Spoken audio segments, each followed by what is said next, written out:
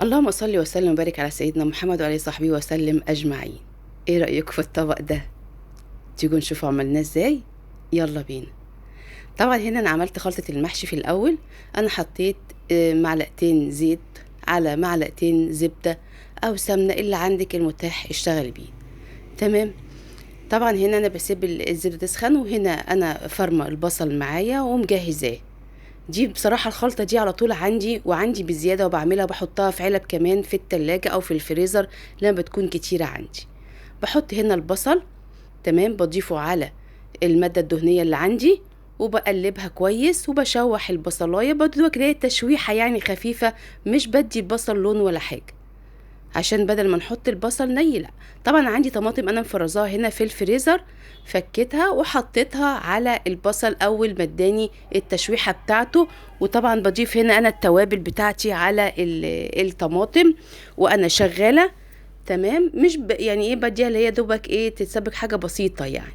هنا حطيت برضو معلقتين ملح، وانت بعد كده بتدوقي برضو الملح، بتشوفي انت وصلتي الحدق بتاعك اللي انت عايزاه ولا عايزاه ايه بالظبط. في ناس بتحب الحاجه عادبه شويه او مالحه، دي حسب الرغبه. هنا معانا كمون، ومعايا برضو هنا حط فلفل. تمام. انا بشتغل هنا على تسبيكه المحشي يا جماعه في الاول. تمام. هنا الفلفل، وبعدين طبعا انا بسيبها على النار لحد ما تتسبك كويس، وبقلبها كده، بديها كده تقليبه لحد ما تديني التسبيكه اللي انا عايزاها. هنا معانا في طاسه تانية انا هعمل ايه بقى، هعمل تشويحه لحمه. انت جايباها شرايح، جايباها قطع، إيه، وتشوحي تديها زي صدمه وتديها لون جوه في الطاسه، وترشي عليها رشه ملح وفلفل وهي كده اول ما ترصيها، وبعدين تديها قلب على الوش التاني مع بعض. تمام.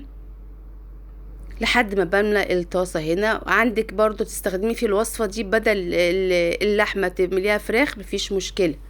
غيري نوعي برضو مرة كده ومرة كده، والمتاح عندك اللي اشتغلي بيه. طبعا هنا خلاص جهزنا هنا خلطة المحشي. تمام. وهنبدأ. وهنا مقطعة كمان يعني، هنا برضو هنا الخضرة وهنا تسبيكة، وحطيت برضو معلقتين صلصة على جنب اهو، بقول لكم عليهم اهمت معلقتين صلصة. بقلب طبعا الرز كويس جدا عشان ابدا اجهز خلطتي المحشي بتاعتي. هنا مقطعه على جنب يا جماعه خضار. انا عايزه اعمل الاول برضو خضار يعني احطها فرش كده في القاع الصينيه الاول، وبعدين هنا بحطه على معلش صوره بس نزلت دخلت في النص كده غلط، المانجا.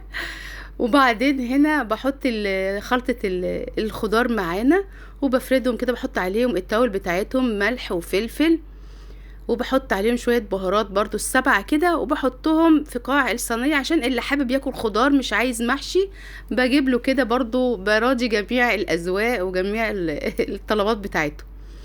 معانا هنا اللي هحط بقى الخضار ده اسيبه كده ايه على جنب في قاع الصينية، واقلبهم مع بعض. تمام. معانا هنا بقلب الخضار كله كده ويا بعضه، واديله كده تقليبة بالتوابل بالملح بتاعته، وبسيبه. ببدأ اعمل بعد كده بقية الخطوات معايا.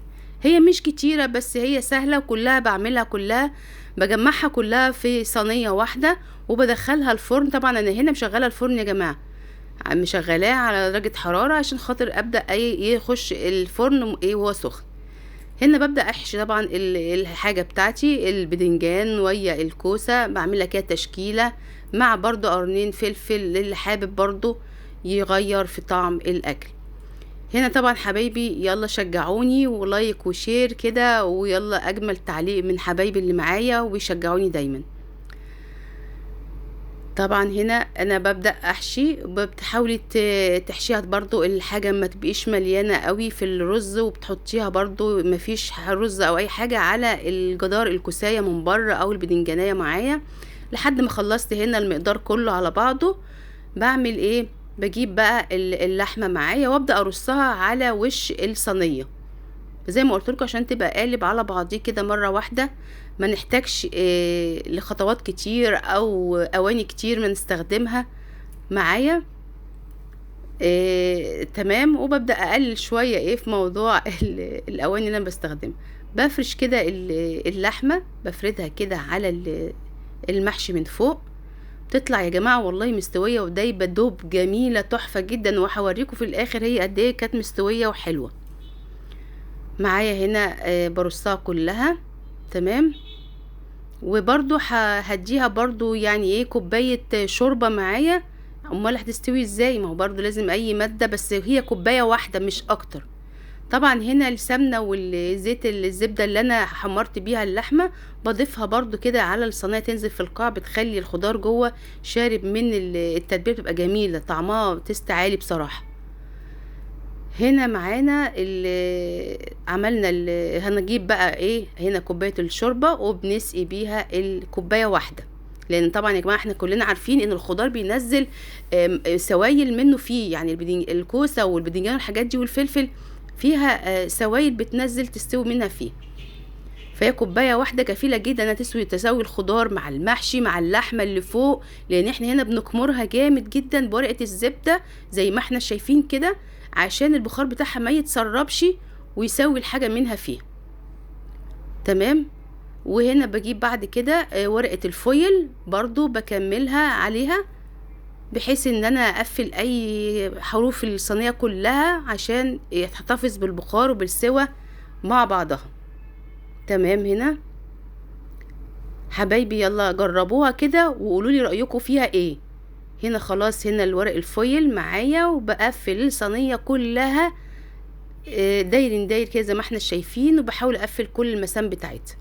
طبعا الفرن شغال وسخن، بيدخل على الفرن وهو سخن، ما بياخدش يعني، هو اخد يعني ايه نقدر نقول يعني ساعة وشوية، ساعة وربع كده، عشان خاطر او ساعة ونص عشان خاطر اللحمة نتأكد من سواها، اهم حاجة.